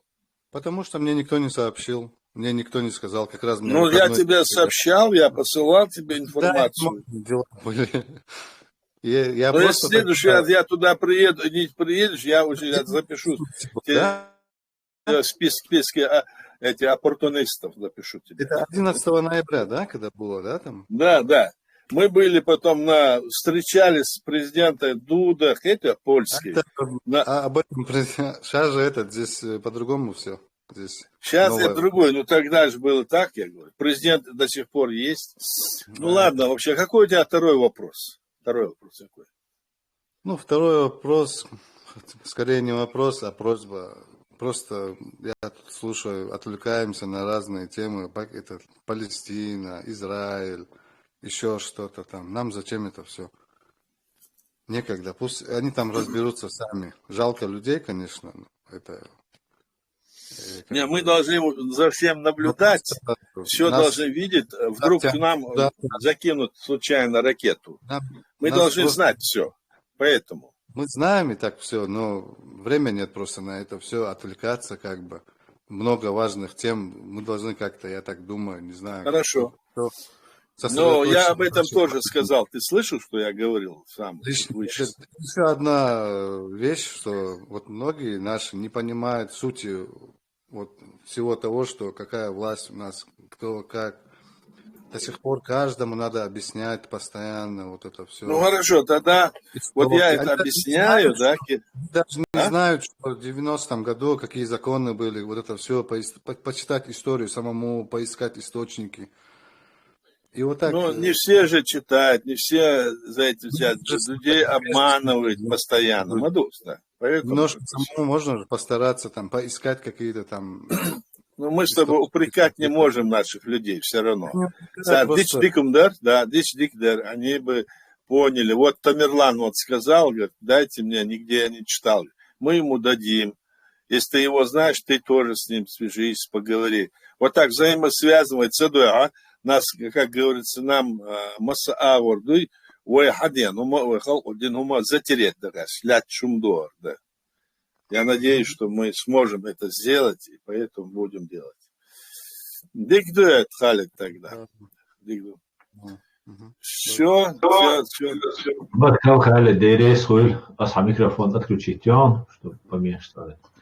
Если еще у кого-нибудь вопросы, вы можете задать вопросы, а я Дуидигову в прямом эфире можете задать, можете написать в ТикТок, можете написать в Телеграм, можете сами поговорить в Телеграм, написать в YouTube. Ждем ваших вопросов, друзья.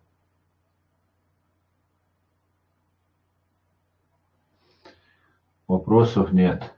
Если нет, то давай сворачивать тогда. Зачем там? Уже почти 2 часа скоро мы говорим. Да? Да, давайте, да. Мы могли если... тогда... Да. Но если есть, я говорю, давай. Нет? Ну, нету. Вопросов нет. Пока нет. Все слушают и... Да. Угу. Ну, уже почти 1:40 в эфире, почти уже. И, конечно же, можно было еще обсудить вот о ситуации в зарубежье. Можно перенести на следующий стрим, и там сперва и на чеченском обсудить тоже будет очень полезно, потому что мы будем обсуждать чеченцев. И даже, наверное, больше правильно будет, если мы внутреннюю нашу вот эту кухню обсудили бы, Аят, в следующем стриме. Обсудим. Мы должны на обеих языках говорить. Обеих. Да.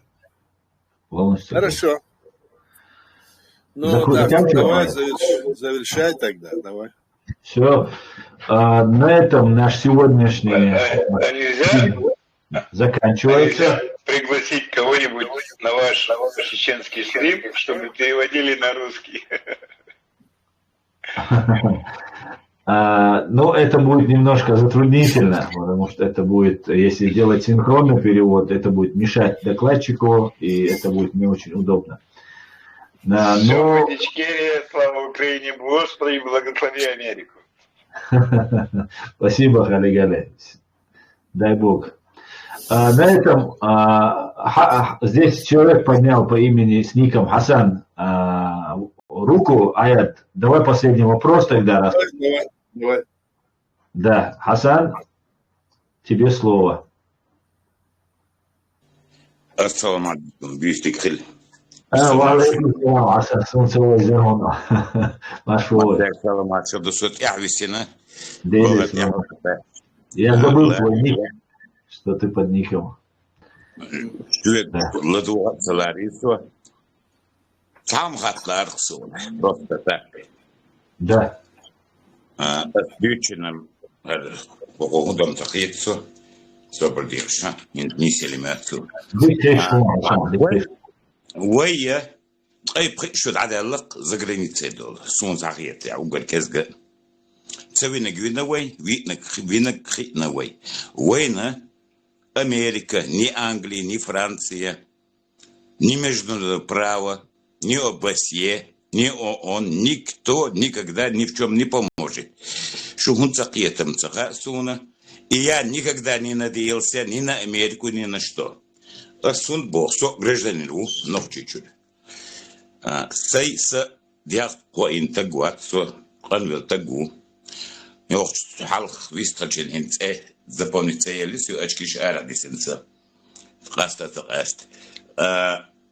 Тахна, ой, на кого-то надеяться, сидеть ждать, Божий яблок Бог, духа, если мы ничего не будем делать, сидеть, сложа руки, а международное право это для тех, кто силен. Сильный батчан, тергал бешмах, тангушну шундюне тадючник. Америка сказала, Израиль сказал, что хотят, то творят. Это говорит о том, что никаких законов нет и не существует. Пока мы не будем сильно стоять на ногах, уверенно в себе хотя бы. Хотя мы малочисленный большой народ. Я не знаю, это Халхацу Элер Аят. Тахна, ой, гума деш дат. Ой, просто ханёй что. Ханёй шунду. Ашу со шавик, никого не исключаю. Всех подряд говорю. Тахна арен золвай. Ой, я не экономистский, цан не кипара, воуш дагодалшдат, воуш хаус это большдат. Хундат, хума далу что цунделя. Мы привыкли бесплатно жить. Тахна, вот лобош, бях мобилиш, аса, и бесплатно долгом, да и Багдад ешь вот он делал, богшун. Мы не открыли ни один завод, тюппуге и махба. Мы не открыли ни фабрику, ничто, палец об палец не ударили, просто пустое трата времени. Тогда моссо ночи бяхки у бах, моссо ночи у бодик бунш бячу, так бяхки у хунду. Мы на кого-то надеемся. Давайте объединиться дервой, все объединятся тогда, когда мы, какая-то группа встанет на ноги. Начнем что-то производить, выпускать, строить или что-то другое делать. А тогда, ой, нищий всегда получает подачки, и не более. Подачка, надеется, что в этом. Никто нас не признает никогда. Если мы вот этой политикой будем идти, ой, любой ценой финансовую массу, какие человек душит, школ решит то, что специалист шпеш, цак ахвек ждать свой, ой, ахвек ждать чун, вежи, валлахи дат, ой, муаттамят, ой, цак до, ой, умадеш дат, таган ох, какие чана, гада, хан ун цакач, был бог бат свой, махаб бог бат свой, мы должны готовить специалистов, ученых, научить всему, что есть передовая техника. Тогда вай рилду мискду умадалу что цундель. Архабарша не Америка, хар дюня шаддек халгачи вен годи доти. Он такая шуна и Америку от Запада, Европу, хвалит мою Россию там. Вест Омберчхенцан всегда не помогали деньгами, погасили их все задолженности. Миллиардами, шмадель царь, ой, миллион дошло Вест Омба. Как вы забываете эти вещи? Еще мы будем махать флагами у них под окнами, как униженные, оскорбленные, нищие. Вот ажимал, кинятлах бешун, вежи. Асад бях мобил, ас дух ахега, со ах бен висацависин. Сунцеля ох нех махка вала вела, мичвельчи разницы азер ходим, но сунценц ахвала арх лешальчи, вишальчи. Ой, тахна, что-то должны предпринять. Не надеяться на дядю, он не поможет нам. Они живут своей жизнью. Они бомбят, где хотят, что хотят, творят. Ой, бусу бхалат гисмадил, что бог шмадай, ой, дела, да, цашози. Из-за их факторию. Нас будут использовать как пушечное мясо, где кому не лень, и не более. И не более. Духдах шудела. Дюль, сажим, лорд, дюла, бежи. Лорд, да, везвай, шук, со, массо. Я никого не исключаю, я не говорю, что я хороший. Я это не говорю. Но я говорю, мы идем не той дорогой. Дорога никуда, бувай. Ни Америка, ни Европа, ни одна страна мира не посмеет, по крайней мере, лет 20, 50, 100, уэлхалбек наш мабыш аж. Ночью больше да, бушеш больше, мот битах тюрштать. Уэй тахна, уэй кегинчан. Доводат свой, 10 паридат свой, вой тахан цахум дин дат, сон кенти едол что вахулем. Цвахлеш, цволцо. С да дохюа, с дюзул да дохюа, мастери да дуй, вой махбал больше. Мы найти должны другую дорогу. Эта дорога никуда. Бег побилиш. Сувелишу. Да, Хасан, он вайдуешь мады, но это саа вакат само война обстоятельства цедоалар, это не совсем верно. Войти ляться, вен эметик лиш лош, вен цатбул чарбол бел дочона дюзлш дюша дюшитиш. Это она эта работа идет. Ахдуйцер хахетер яха молит хеник худу. Ахдуйцер по защите, по деоккупации, объединения. Хирдац войн утурбац алга чулчутеру. А мелкий генах бывает дюшуш. Хавал чур хуча, чур даже чур верш инсудуш я на их кидер дине бохш бугет, я мосу язык ишхуш. А сколько кар на усул цеду олил датве, если саму нам не поможет. В чем нам не помогут? Это в том, что они наше государство считают частью России. Вот что. И незаконно. Это надо алмобу я бешбу бог. Они цаабауют, что хвалмети, хвалмети. Сега хилохона, я помню, и Жахар бывал, и я вместе с ним бывал, и все. Они не собирались нас признавать никак. Ни другие страны эти бусок почал не признавали. Узах тоже. Почему? Потому что мы действительно, амаалар, мы должны как-то, значит, думать, худые вы, да, вы, вы, кача, рицаря, это было, и мы бы здесь развернули бы работу, которая могла бы быть более эффективна. Видите?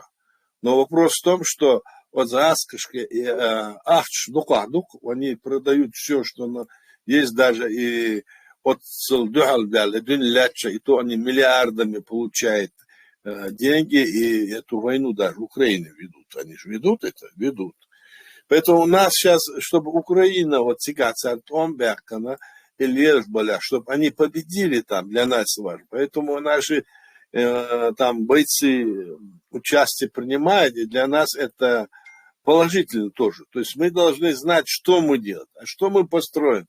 Допустим, я не знаю, я асбыть, потому что здесь есть люди, которые надо, чтобы понимали. Там, допустим, в той стране, где ты есть, ты можешь это сделать, что-то, у тебя есть там какое-то то. А вот в других странах, где-то здесь, допустим, я во Франции, здесь ты, вот, что ты здесь построишь или сделаешь, если даже что-нибудь, ты там что-то делаешь, что это постоянно хуза, там 60% от прибыли, аж надо шлять, если даже прибыли, когда в других странах меньше. Здесь нам нужно, чтобы здесь сильно сесть, и чтобы время нужно не 15, может, 30 лет. Какой 30 лет? Мы сюда начали заезжать где-то только после Второй войны, это где-то в 2005-2007 году, вот Чубах был в войнах. А вы 30 лет идете. Нет, это 30 лет, посчитайте, сколько это было в 2005-2007. Только начали. Поэтому я согласен, что вы должны что-то делать и должны пытаться делать. Поэтому мы советуемся, что и как делать. Нам нужно то делать.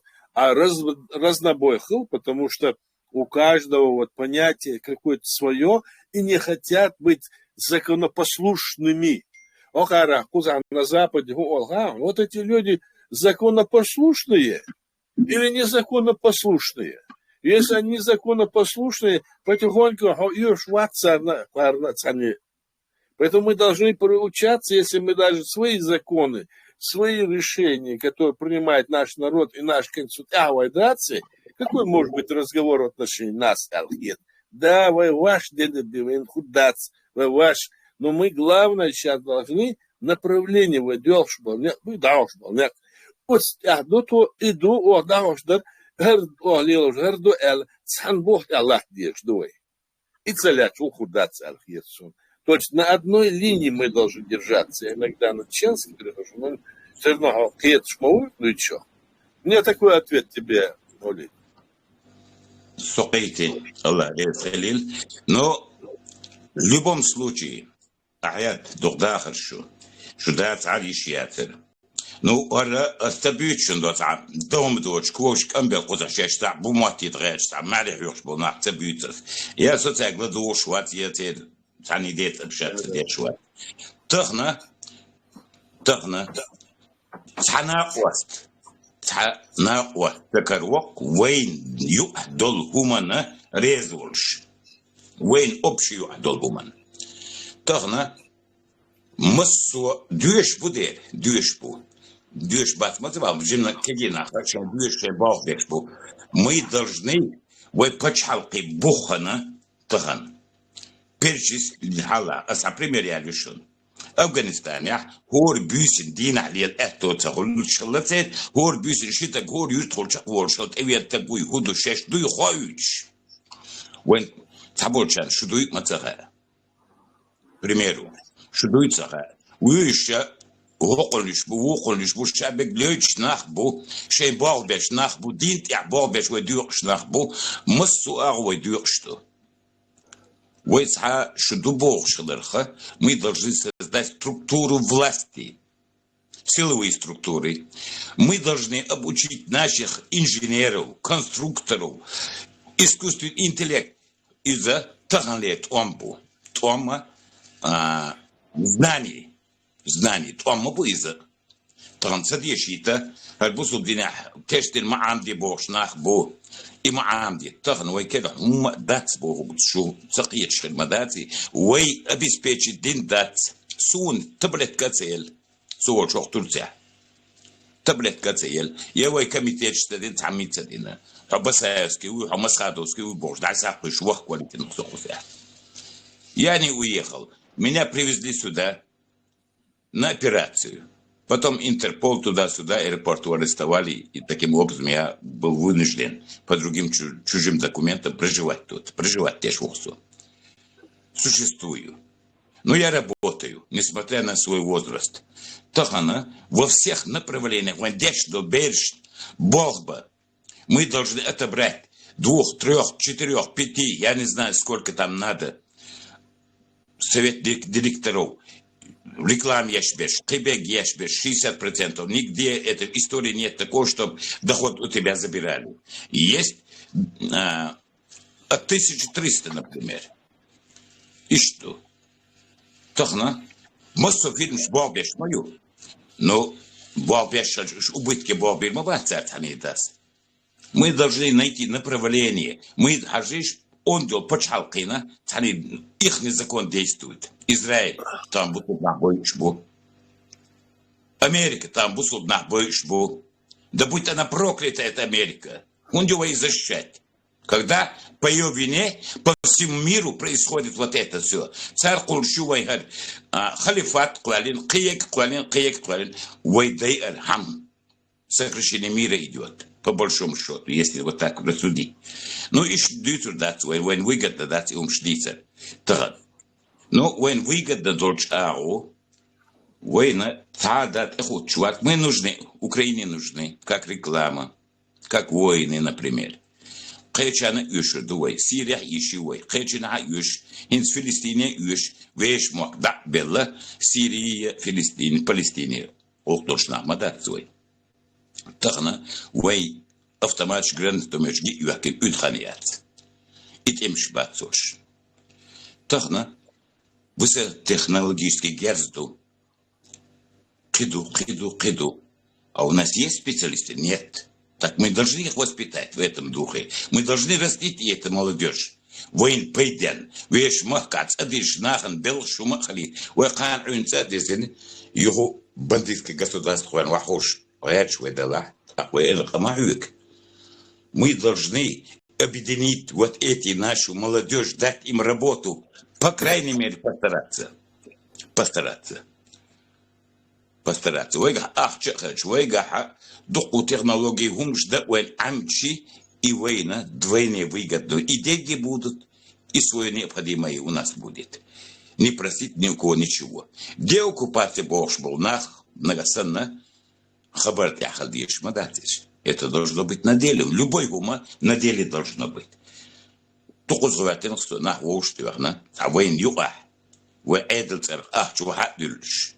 Хумдейт вейт элчи, и вейт эдельцер элч. Угоч о хервел цуй тевет волвишвек, дюльвол первый. Вейн дях штатли. Штатли, вы эдел кола элчтела. Вы ос эдельцер. Маизвой. Эдер валла. Мавлид, здесь не столько Айдал царах Элла, хангулош, куда эти деньги, я не знаю. По крайней мере, для президиума ни одной копейки не пришло и не было. Это раз. Во-вторых, если ты говоришь о деоккупации, то чтобы деоккупация была, надо правовую нашу основу, которая есть у нас. Вы почал, колор. Вы почал, колгач, дац, вы почал, кула, йошу, вы почал, боковьёч, даляц, вы хусун, даляц, санчубятен. Мы должны освободить свое государство на основе этих документов и на основе влияния международного права и своего давления. А для этого вождь почавший, будь то другие государства, которые есть бывшего Советского Союза, царь, кечер, Бог, признание есть, хадар есть. На этой основе бивен и хумдалор дацбо, то что на этой основе. Мы уже создали свое государство, оно есть. Ах, если оно есть, оно оккупировано. И у нас есть все документы, что оно незаконно оккупировано. Видите?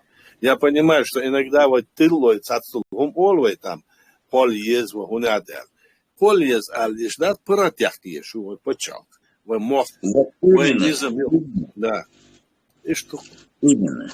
Ин сказал паратях. Паратяхка возьму ешь.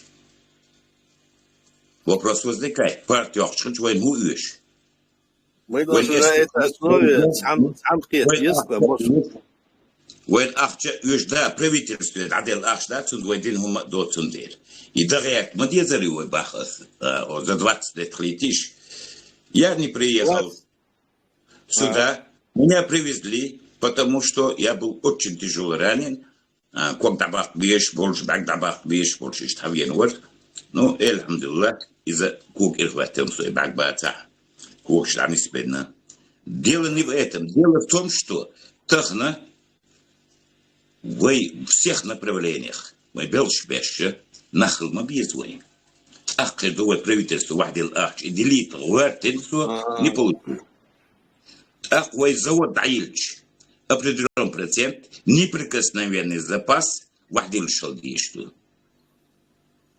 Хотя бы каждый человек в месяц по $1 вложил бы в счет государства за 20 лет, более-менее если на эти деньги мы сумеем открыть 1, 2, 3, 4, 10, 20, 100 штук, к примеру, фабрики, мини-заводы в том государстве, где это возможно, нам прибыльно будет. Так, никогда в жизни его башут, а все еще отвечают, что там Израиль захотел бомбить там других. Америка бомбит, все русские бомбят, там кому не лень, у кого есть сила, они правы. О каком международном праве может быть разговор? И военхирдац, пока мы не будем сильны. Хочешь мира, готовься к войне. Вопрос. Это... Мы должны готовиться. Здесь вопрос, о котором ты говоришь, он связан с тем, чтобы мы, вот ты говоришь, там создать силовые структуры, министерства, когда ты говоришь. Конечно. Какая страна? Он же оптовал. Да, китайцы долины. Тахна самозванцы, чтоб они сидели на своих местах и не выпрыгивали из каждой норы. معرف يقش اي رعت اي عطايت ال توربك تو تك بوات وتندير وات بلوجرش قدويت وقع قدويت وقو قدويت ويشا يجمل ديوش قال يحقن чтоб они были в одном русле ويبجحقي ويخلق ويمكن بوخشه حوت احبولش حالت باق بيشا ويديق ديوش وسي мост деш мадуй они играют всем чем возможно. Да. Маулид, ни одна страна мира не позволит тебе на своей территории создать какое-то министерство внутренних дел, потому что на этой территории будут работать только те. Мы можем здесь вот создать, у нас есть вот легитимная власть, вот есть структура, президиум или правительство, ну вот это. который борется за деоккупацию нашей страны с привлечением внимания остальных государств, и шлили гумдус. Это делали и другие страны. Главное направление ее, да.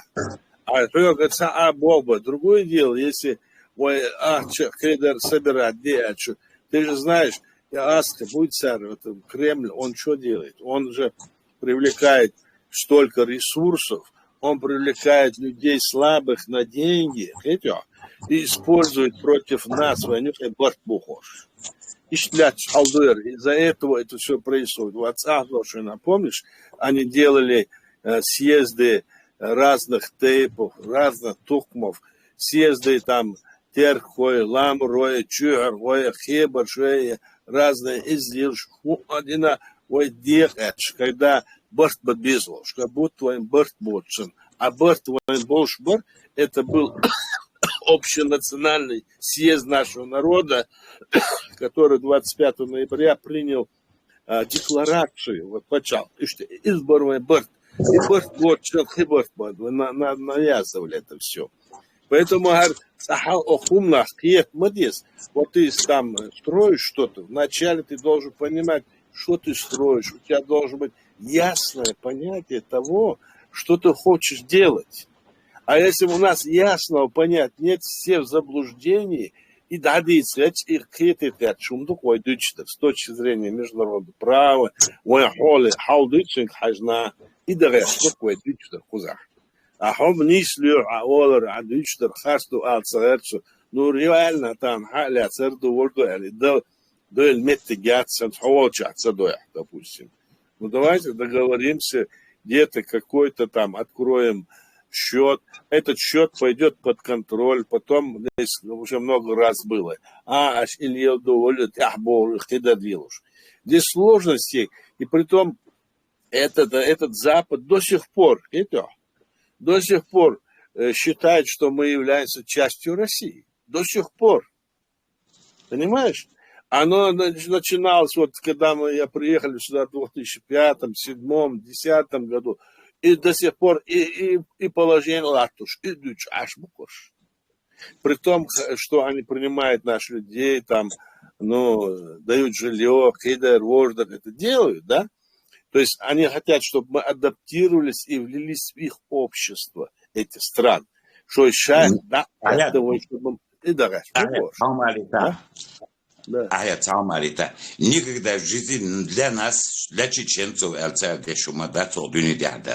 чтобы мы на их территории не вели бандитский образ жизни, не то, что мы, любые арабы, другие там, африканцы, неважно, кто заселяет, приезжает на их территорию, они обеспечивают этим. Нарушитель, что мацал валваршу, тогда на преступление идет. Поэтому мацал цавалала военлуштик сарду, сархулкас, чтоб не умерли и не выжили.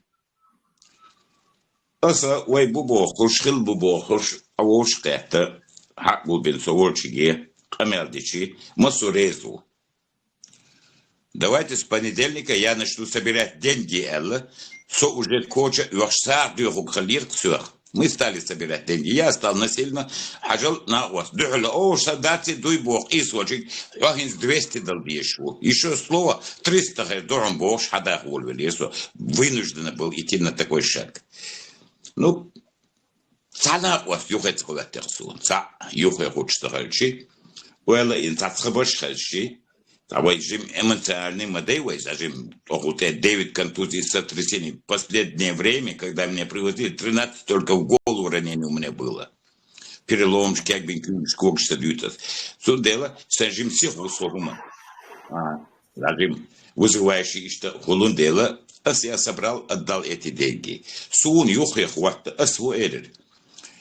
Совет директоров из 3 или 5 хальвест, пусть будет 5-3, они будут откладывать правительство, государство, сумму какую-то мы должны нести от прибыли. А прибыль я лучшую личан. Конечно, первоклассный мастер-шбат научит. Год-полтора, 6 месяцев мастер воловайки в некоторых областях. Таха, тахандол суртяха, Şu üç mabok gerçekten yatsır. Tahna ta kompüter ya планшет yatsır. İttega ezete kalıp düşü. Если у нас не будет силы, если у нас не будет своих мастеров, конструкторов, инженеров, которые способны создать это все необходимое нам, мы никогда ничего не достигнем. Шун гурда шуна сомял вертага, может тут вела теша денчада, ю аватели штагу. Но тем не менее, я очень сильно надеюсь, найдутся молодежь, которая прислушается с дючинга, шен выгода еш. Воймахкана, халкана, юшдолгумана, дать цонг шалие суббольницы в вези, это пусть он зарабатывает свои деньги. А от бот я бесплатно лучше пособие держишь, да хан курш, тогда Бог был ушел свой. Мы приучаем кан урин цахай, мы вышли, что марсбели. Есть люди, которые приехали прожить, и должен, шкода, я шей ушли, я чебуна. Но есть люди, которые, я знаю, тут приезжают, они спонсируют виллы, дома, так далее, и так далее. Хоть ашиш ложить лишь, как и на буше, белошпеш. Ну, цель балба твой дючается. Они ко мне приезжали с Германии и так далее, приезжали, смотрели, но они ищут свою выгоду. Шейн выгода до Чумана, они не вкладываются. Не вкладываются. Так война надо найти способ как-то собрать определенную сумму, и сделать свое дело. Мы должны постараться, по крайней мере. И никогда, уверяю вас, ни одного государства мира, Харуай бесплатно лучше больше никто ничего нам не сделает. Что веришь? Да. Большой. Так, к концу давай, да, завершим. Да, на этом можно завершить наш стрим, он уже более 2 часов идет. Давайте тогда в следующую субботу, предстоящую субботу, 19:00 в 7 часов вечера по центральноевропейскому времени состоится стрим платформы открытого диалога информационно-аналитического центра Президиума правительства ЧРИ на чеченском языке в 19:00, я это уже сказал. На этом наш стрим заканчивается. Спасибо всем, что смотрели, поддерживали. Ждем вас на других наших стримах и наших конференциях, видеоконференциях. Всего хорошего. До свидания. Адикюэль маш ойл. Масера бюстер. Масена дерейс хуйль. Адикюэль. Баркал. Адикюэль масера. Адикюэль. Давай.